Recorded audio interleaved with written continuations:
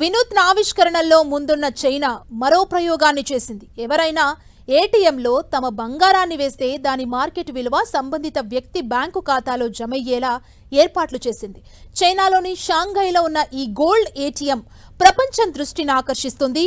ఖాతాదారులు దీనిలో బంగారు నాణాలు, కడ్డీలు, ఆభరణాలను వేస్తే వాటిని కరిగించి స్వచ్ఛతను తనిఖీ చేసి ఆ బంగారం బరువుకు తగ్గిన మార్కెట్ విలువను డిజిటల్ కరెన్సీ రూపంలో ఖాతాదారుల బ్యాంకు ఖాతాలో జమ చేస్తుంది.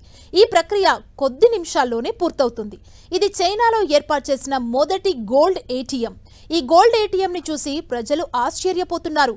భవిష్యత్తులో కరెన్సీ మార్పిడి, ఆర్థిక లావాదేవీల్లో జరిగే మార్పుల గురించి చర్చిస్తున్నారు.